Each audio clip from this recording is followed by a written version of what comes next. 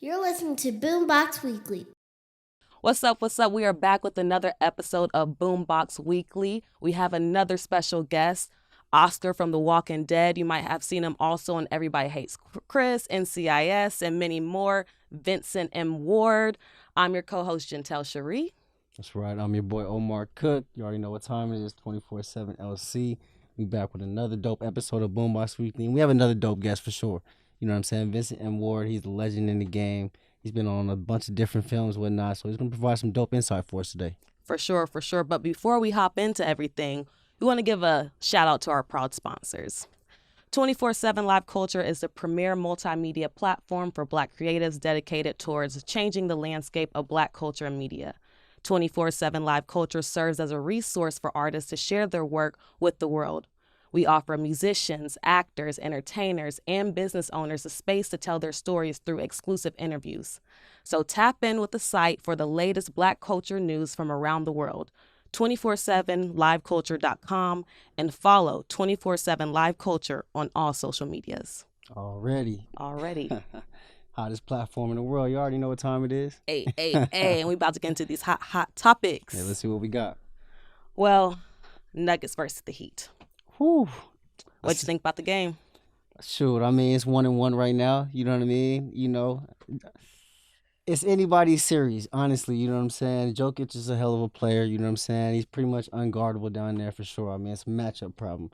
I mean, the Nuggets have clearly proven that they're probably, if not the best team. I mean, obviously they're in the series for a reason. You know what I'm saying? Yeah. So, I don't know, man. I can't count Jimmy out at any time. You know what I mean? Jimmy, he's a killer. You feel me? So he can keep the heat in. You know, if Hero can do his thing during the series too and add a little bit of flair to the Heat, this could be a longer series than a lot of people predict. I think a lot of people saw the Heat getting swept, but that win, kind of changed a little perspective a little bit. You feel me? For sure. They're definitely fighting it out. Not like literally, but Yeah. Guess the best team wins. Absolutely. I don't have a favorite, but I could go for both. Yeah, I don't have a favorite neither, but I high-key want to see the underdog win. You know what I mean? Shout out to my boy Jimmy Butler. You know what I mean? He's been very inspirational in the series. You know what I mean? Showing that you can come in from the play-in game all the way through the playoffs and wiping out all the best teams on the side. You know what I mean? Coming out on top. He's been here before. I expect them to keep him in the series and make it legendary. And NBA script writers, they ain't just gonna let him get swept. You know what I mean? Right. They gotta add some flair in there. You feel me? Facts. Well, we gonna see. Yeah. Now it's been a little spicy in these Hollywood streets with these DUIs. Justin Combs just got DUI. Yeah. Danny Lay just got DUI. Yeah. Guess we'll just see what the outcome is. I haven't heard too much about Danny's case, but I know Justin's just happened. But I don't think anyone got hit or there was a hit and run. He just was pulled over. Yeah, it's unfortunate, man. It's more so eye-opening. It can be used as a lesson, for all of us, we're young, you know what I mean? Sometimes we be doing our thing when we out, and you just got to be cautious, you know what I mean? There's too many ways these days to not have to drink and drive. I mean, Uber, Lyft, you know what I mean? Call a homie, especially when you got that type of platform, you know what I'm saying? And you're in that type of status. Anything is used against you, you know what I mean? So, I don't see these things as being something that's going to derail them forever, but it's definitely going to be something that, they need to learn from and grow from, obviously, because hey, anything could happen when you behind the wheel. You know what I mean? No, facts. Even sober. For sure. For sure. Even sober. So like you say, you got to be cautious. It is an eye-opener. So definitely, if y'all watching this, make sure you call an Uber, got somebody on standby, because it's not worth it at the end of the day. Man, I was driving the other day in here in Los Angeles, late at night too, you know what I mean? And it was under a bridge and it was very dark, kind of area, whatnot. And somebody walked into the middle of the street, you know what I mean? I barely saw him at the last second. I was like, oh, damn, you know what I mean? But had I been impaired, you know what I'm saying? That could have been a whole different situation. No, you feel facts. You know what I mean? That's the difference between, your life changing just like that. You feel me? So, don't drink and drive, y'all. You know what I mean? If you got a drink, call somebody, call Uber, or call Lyft. You know what I'm saying? Right. One of the two. You feel me? And if you know that you can't call them, you might just want to stay home that night. No shade.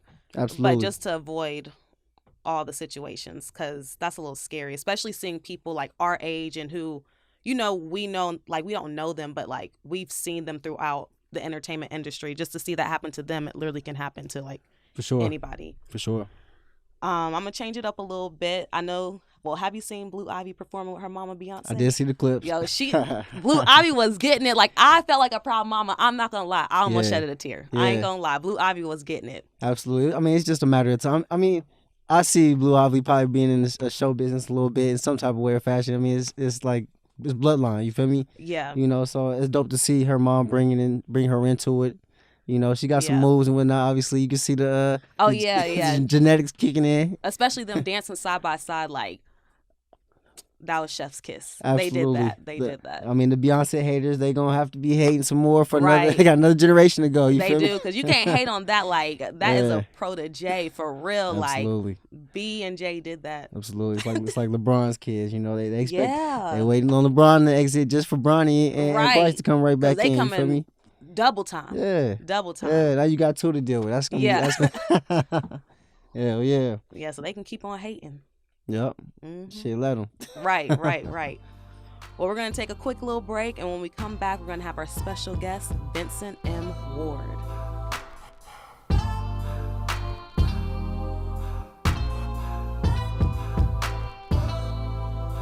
And we are back with BoomBox Weekly. We have our very special guest, Vincent Ward. He is an actor. You've seen him on Walking Dead, Everybody Hates Chris, NCIS, and he has a new movie dropping soon in theaters called Devilreaux. Yes, sir. Mr. Ward himself. How you doing, brother? What up, though? Yes, it's actually Vincent M. Ward. Vincent M. Ward. Yeah, because when I first moved to California, the original, that's what he called itself, Vincent Ward, called me. And I was like, well, how did you get my number? He said, it doesn't matter, change your name. And he was right. So I had to put Vincent M. Ward. Just like you have Vanessa Williams, and you have the other Vanessa Williams. So you definitely, got to have that right. No, I understand. Got you. I have a familiar name too, Omar Cook. He played in the NBA, former NBA player. So getting into the industry, I was like, dang, should I change my name to like an E or something, or just add Omar R. Cook, you know what I mean, in the middle?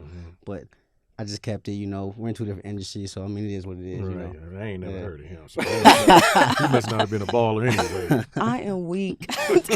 Yeah. But thank you for coming to the show, man. Appreciate it's a pleasure having you. You know what I mean? Yes. You're just getting back from New York, No Turning Back series. You're shooting. Yeah, no turning back. It seemed like we was turning back because it took 2 years to do this last scene. So I just got back this weekend. The weekend before that, I was in Tennessee filming another horror movie, and I was in Fresno before that. So, I'm just trying to make a mark and just try to do some good stuff and be a great professional. Absolutely.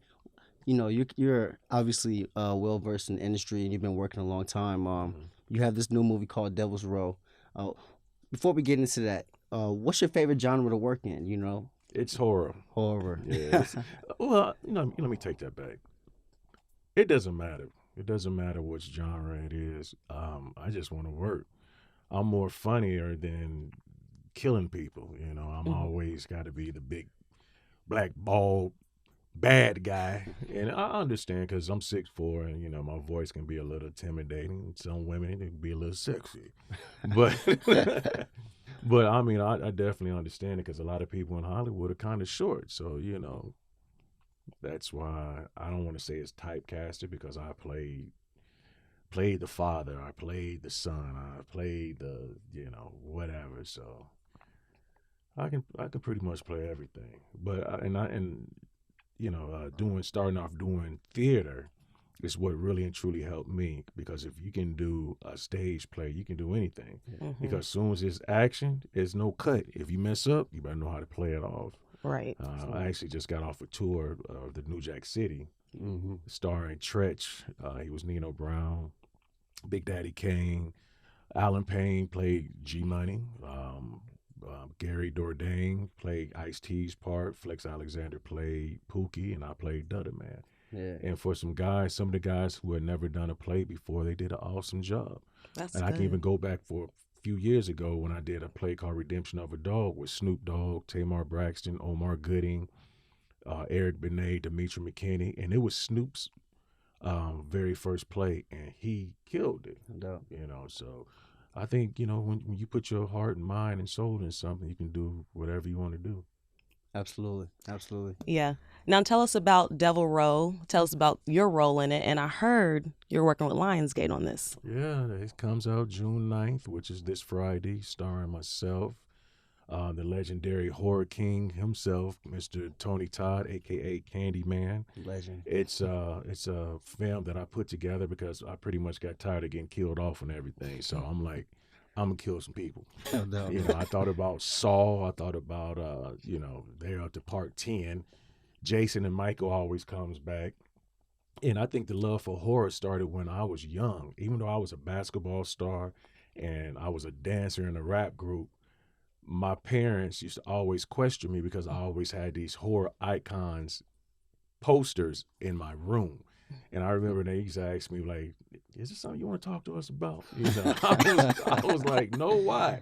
Because you got a big Freddy Krueger stand-up poster over there, and you got Jason over here. So I just want to be the new face of horror.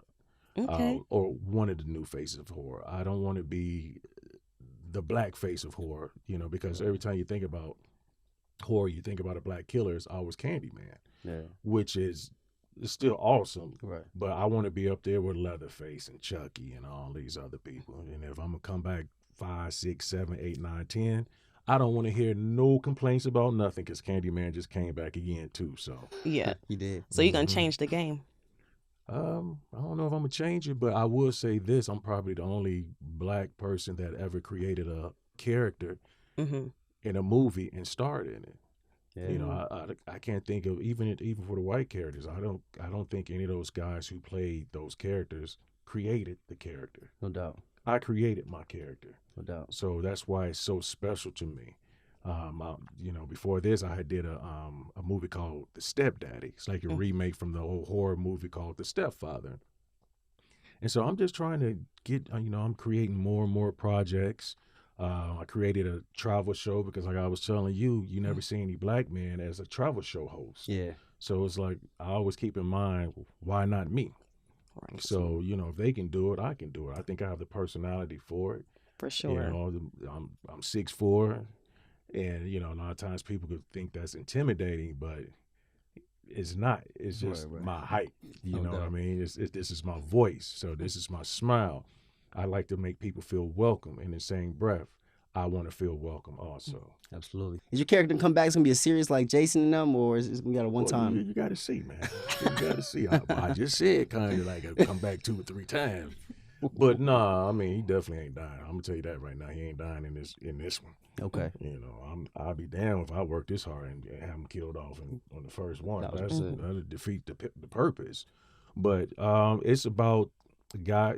I like to call it, and I don't say this too often, but the revenge of Emmett Till. How Emmett Till was done.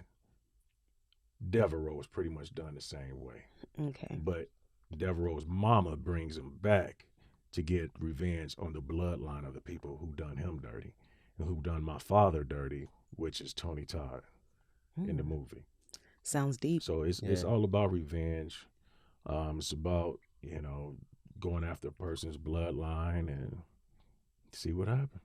Absolutely. You mentioned Emmett Till. Are you looking to use these horror films to tell black stories in a horrific way, basically, you know, to kind of tell our history a little bit? No, not really, but I want to tell a story that black people will come support. You know, not just black people. I want everybody to come support it, but for my black people, especially ones who know me, I don't want to see you posting a movie on your page and you don't know anybody in that movie. Right. But I want to see you post mine for the simple fact you know me. Sure. But I just feel like people support people that they don't know more than people They that do. they do know. They do. Which is a doggone shame. It's just like my pastor, Bishop Noel Jones, said, if you don't have any haters, then you ain't doing nothing. But your haters will still support you too. They just won't tell you. They'll sneak in. It'll that be movie a certain theater. extent, like the way they, and it'll be weird. And sometimes it'll be the closest one to you. Oh yeah, it can be your friends, it could be your family. You know, some of my family members I don't even talk to, and it's just like, why are you mad at me? What have I done? You know, I'm too humble Right. to for you to be thinking I'm acting a certain way. Maybe you're not. Maybe you're just not happy with your life. Absolutely. And you just think I got it going on. But Absolutely. you know what? Vincent M. wakes up every day like, when is it gonna happen, Lord? Absolutely. Yeah. Crazy You know? thing while you're thinking that is like, when it's gonna happen, it's happening, you know. Yeah. And you, as you're striving, you kind of think like, dang, I want more, I want more. But you sometimes, you know, you gotta look at it like, dang, I'm really doing it. Mm-hmm. You know what I mean? I've had to do that for myself. You know, be more present in where I'm at. Yeah, rather most than, definitely. And, you know, with this social media world, people think you just living a life. It's an illusion sometimes. Yeah, but who posts stuff? Who posts bad stuff? Right, right. You know, most people Sure. just post good stuff about what's going on in their life. I mean, every now and then somebody posts something bad, but then you be looking at them like, why you post that on here? You know, nobody want to hear all that. Absolutely. You know, but that's real. You know, some people just post too much, and I'll be the first one to tell you anything I post. Please believe I'm gonna tell you the real. You know, it's like, hey man, this didn't happen overnight. Yeah. This been in some work. Yeah. You know, you didn't see me when I was sitting at home crying and wondering how I'm gonna do this. I still, my wife is in the other room. We still be like, oh man, whoo, we ain't went on no vacation. Right. You know, it's a lot, but anything that you have love and passion for, you stick with it. Even if you have so many doors closed in your face or you hear so many no's. And I've definitely had plenty of no's. But, you know, I just keep knocking because somebody can open that door and I'm going to be in there. And I like to tell people all the time, I'm not where I want to be, but I ain't where I used to be because I stuck with it. And I have faith and I have patience. And then sooner or later, whatever I've been praying for, wishing for, hoping for, dreaming about, it's going to happen. Because my goal is to leave a legacy, a positive legacy for my 14 grandkids, being able to put my parents in a position where they ain't got to worry about nothing and take care of my family and my wife out there. Absolutely. That's what it's all about. And being able to help people, you know. I'm not going to be like up here and then looking down at somebody like, well, you know, I did this, why you can't do it? No, sometimes people need to hear, hey, bro, you know, how did you do this? And I tell you. Yeah. Yeah. You're obviously a man of family. You know, you've got a large family, a lot of grandkids, and your wife, of course. And working in this industry, I know it gets busy. You know, the traveling, it's the spontaneousness of shoots and whatnot. Sometimes they can go overtime.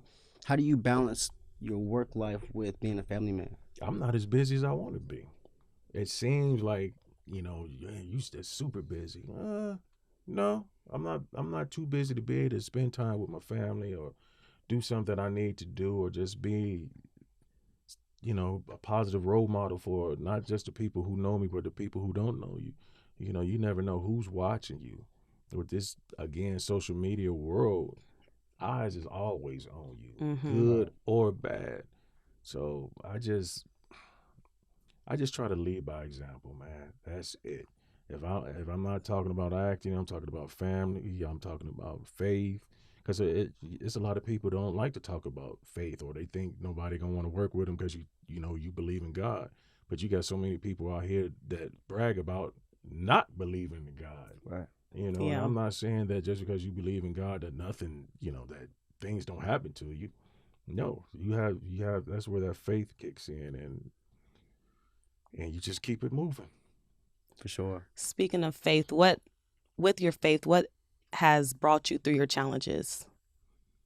When you can ride down the street and you see somebody laying out on the street and we sitting here complaining about the cable or, you know, it's too hot in the house or, you know, I ran out of juice or whatnot, when this man or woman is laying over here on the doggone ground, and that can be you, that can be me, that can be one of our family members. Yeah. So I try my best not to just, you know, complain about stuff.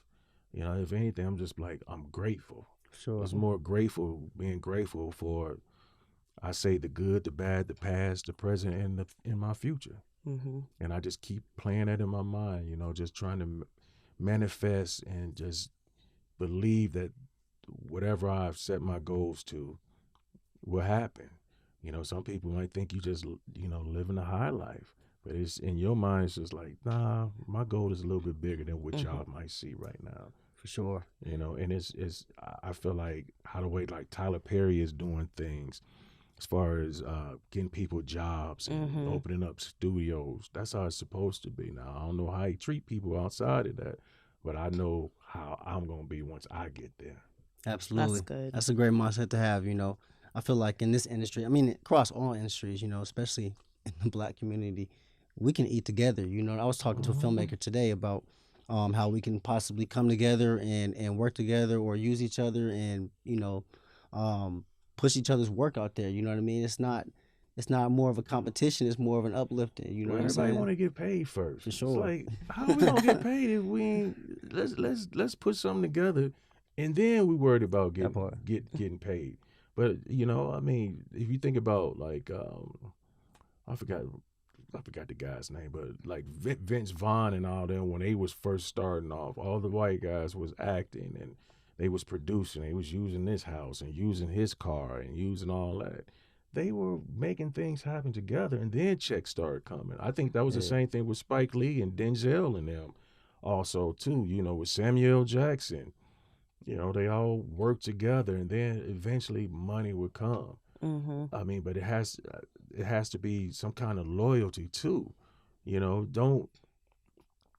Don't forget about me and what I've done for you when you're in a position to take care of me now. And a lot of people do that. I remember I posted something because it was like I was seeing this one company and they was doing major stuff. But when they didn't have no money, hey Vince, man, we ain't got much, but can you do this? Oh yeah, all right, let's make it happen. But then they blew up, and I didn't hear from them. Yeah. And one day I talked about that on social media, and I tagged them. Oh. I tagged He's them. I'm Adam, so I know it's real. Yeah. I tagged them. And guess what?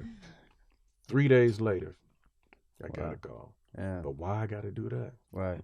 Why? We could have came to you. You know what I mean? I don't give nobody no problems. Absolutely. You want somebody that's going to have their stuff together. They ain't giving you no problems. It's going to be on time and do what you're supposed to do. For sure. But yet you'll go hire this knucklehead over here because he's a little bit more popular, but he gonna bring all the negative energy to your set. Absolutely. Come on, man.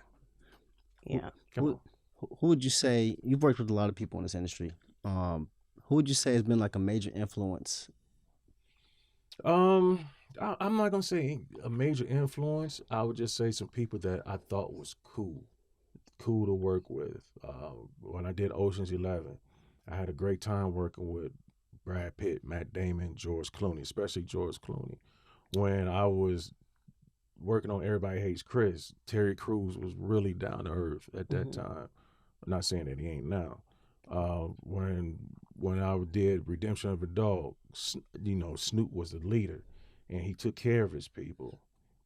So I guess people like that. Yeah, Absolutely. you worked with some heavy hitters. Yeah.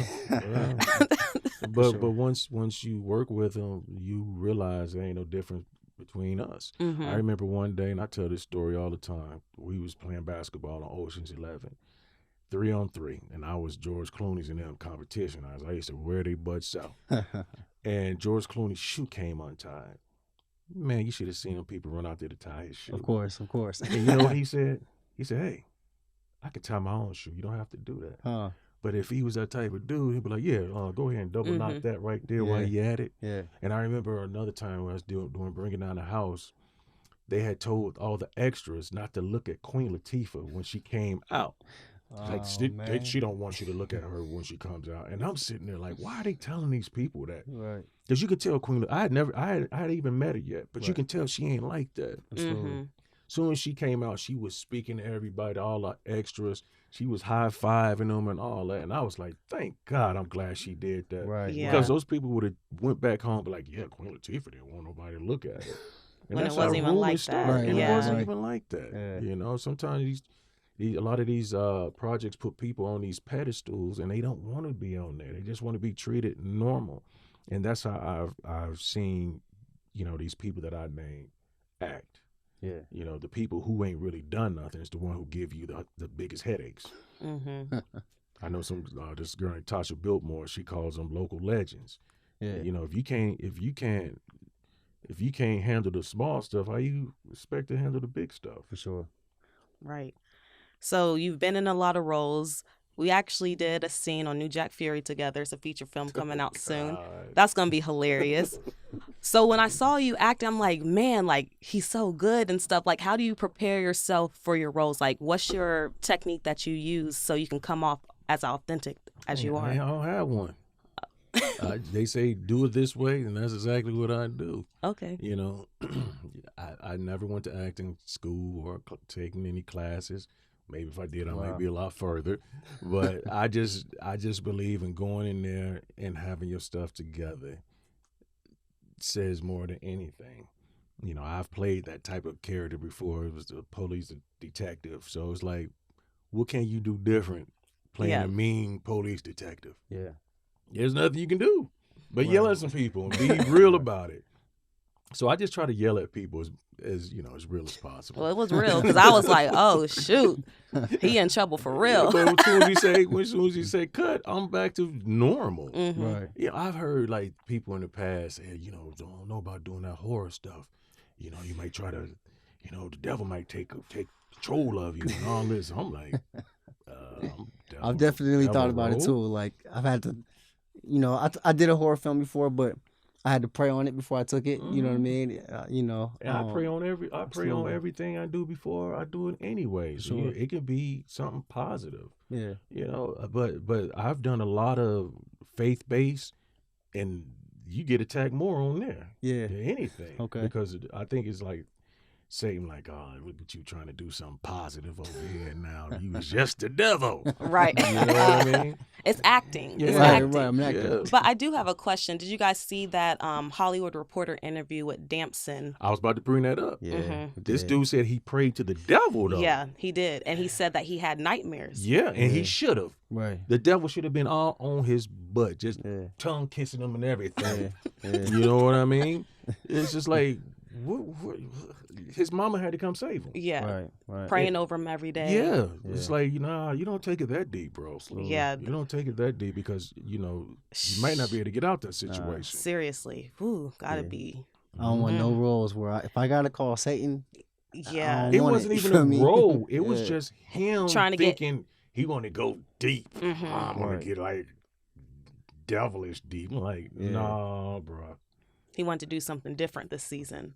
And look what happened. It's over now. You did something different. Season finale. hey, you know, Hollywood's a crazy place, man. You know what I But mean? it doesn't have to be. Absolutely. I've never ran across anything crazy. For sure. I ain't never ran across something like, oh, you know, you do this, you get this. I've never ran across anything like that. That's a blessing. Yeah, so it's just like, who are you surrounding yourself with? Right. Right. You know, Yeah. maybe they feel like they can manipulate you and you do something strange for a little piece of change or straddle the sure. fence. Sure. You know, maybe you come off like that. And so these Yeah. people gonna tempt you to try to do something because you Sure. seem desperate. Absolutely. No, don't never seem desperate. Just, you know, you get respect, you know. And we can agree to disagree, but no matter what, respect me like I'm going to respect you. Yeah. No, that's true. What advice would you give to other young artists, other young actors that's coming up in the game? Don't give up. Don't give up. It's tough. And once again, if something happens just like that, then it might be a price to pay for your success that you might think to happen just like that. I remember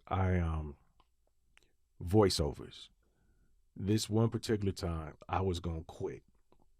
And the reason why I'm bringing this up, the day that you decide to quit might be the day that God decided to bless you. I had to keep going down to Santa Monica to my agent to do the voiceovers in the booth. And I probably had done like 70 of them. And I didn't get nothing. And this day I was frustrated. I was like, I'm done with this crap. I'm not doing this anymore. Took out my phone, started emailing my agent at that time, telling him how I felt about this. Because it was bringing me down. You know, I was second guessing myself. And before I pushed send, they was like, Vince, come in, it's your time. You know, I turned my phone off, went in the booth, did my thing. Came out, turned my phone on. I had a missed call. I'm like, all right. It was my agent, the same one who I was emailing. And I'm like, wait a minute, I didn't push send. I wasn't finished. Called them. True story. They was like, Vince, you finally booked your first voiceover with Donnie McClurkin, Gospel Gold. I said, look at all right, Donnie. Old Donnie. Look at that. Out of everything, all that frustration, and my first booking was a Christian station. Yeah, it's that major. mustard seed. For sure. God blessing you when you thought you was gonna quit, man. Yeah. With the gospel, Right. Yeah. That's crazy. Yeah, and I remember I was in Baltimore, and this is going to like not listening to your friends, and not really listening to people. And this is the story. I went to Baltimore to shoot this independent film. It was the last season of The Wire. I love The Wire, and it was filmed in Baltimore. Yeah. So I say, I'm gonna just go try to talk to the cast director. 3 people, 3 different locations. All 3 said, "Don't go in that woman's office. She's mean." I'm like, well, okay, why everybody keeps saying this? I'm going anyways. Put a little package together. Went in there, introduced myself to the secretary. Extremely nice. She's like, "Oh, I'll go tell her," meaning the cast director. I swear that cast director was probably a little further past where he is. Yeah. Her office. All of a sudden I heard, "I don't give a who he is. He don't stop in my fucking office without fucking calling." Oh, damn. I was like, whoa. Oh, she mean for real. And you outside listening to this. I'm listening. So the secretary comes back out and she's like, "I guess you heard that, huh?" I was like, "Yeah, she's standing right there." Right. And so I was like, I'm sorry I stopped in about, calling, whatever. I left. But you know what else I left? That package that I put together. Had to. I know that's right. Left that package there. Hour later, that same lady calls me. And she's like, "I looked at what your package. I want you to come in and audition." I go in there, audition. She explains to me why she's like that. She says because so many people come in there wasting her time, not prepared, coming late, not being professional. And that's why she's like that. Yeah. I was like, well, that's not me. Yeah. I did the audition. She said, "Great job. I want you to come back for a call back." No doubt. I went back for the call back. There's like 4 guys in there in their 60s. I'm 30 something. I'm like, why she asked me to come back for this and with all these old dudes in here? Long story short, I got the part. It was Marlo and Proposition Joe doing money laundering in their church. So they just thought about it being an older black guy instead of, Right. somebody my age. Right. But moral of the story is, if I would have listened to those 3 people, it was 3 different locations, I would have never got the part. Wow. Got to shoot your shot. Absolutely. Only thing they can say is get the F out. Right. No is that, and no. That's, nothing else is. Absolutely. I always, push the envelope without being disrespectful, of course. And things happen. Yeah. Got to. Mm-hmm. So you got a movie coming out this week. Tell everyone where they can see it at. Well, if you're here in L.A., you can go to I think it's Lemire Cinema in Beverly Hills. But it's only playing right now in Austin, Chicago, Austin, Texas, that is, Chicago, here. Damn, I just got the other places. I forgot the other places. And 2 more cities and states. Oh, Detroit and somewhere else. But, it's very important for people to go and support this. The more people to go see it, the more opportunities, for all of us. The more people to go see it will open up other cities and states. So my mama can go see it in Ohio instead of getting mad at me because it ain't coming out there. So, just support. And where can we follow you on socials? That's my name, Vincent M. Ward, Vincent M. Ward, on everything. Absolutely. And if you have questions, just know I'm not going to sugarcoat anything. I'm going to give you the real. I'm not giving you the Hollywood talk. I'm not giving you the political talk. I'm giving you the real deal Holyfield. Okay, real deal Holyfield. Mm-hmm. Well, thank you for coming out to BoomBox Weekly. Yes, sir. Oh, yes, yeah. sir. We appreciate And you. also make sure you check out 7 Cemeteries coming with Danny Trejo and Lou Temple. And catch me on the new season of the Black Hamptons. Okay, Yes, sir. okay. Woo, Yes, sir. woo. Black Hamptons, that's dope. New show on Yes. BET, man. Yeah, man. With Hey. the least nil. Absolutely. Yeah, we're like the money team. We're like the Floyd now. Yeah. So it's myself, Black China, and Ron Rico. Yeah. So we're the That's new- gonna be good. You booked Absolutely. and busy. Okay, we see you. That's a blessing, especially, Yes. with the current landscape of entertainment, with the writer strike and everything like that. Mhm. So it's good to see that you're still even dropping stuff right now, Yeah. having content dropping, because a lot of people are just waiting around right now, you know what Yeah. I mean? Nah, It's crazy, you know what I mean? Nah, I'm waiting. All right. Absolutely. June 9th, Devilreaux. Yes, sir. June 9th, go see it in theaters. Yes, ma'am. Absolutely. Well, y'all just heard from my man Vincent M. Ward. Thank you for coming through to the podcast, Appreciate man. it, It's a man. blessing. Yes. Yeah, Thank soak up you. all that knowledge. We'll be back. You're listening to BoomBox Weekly.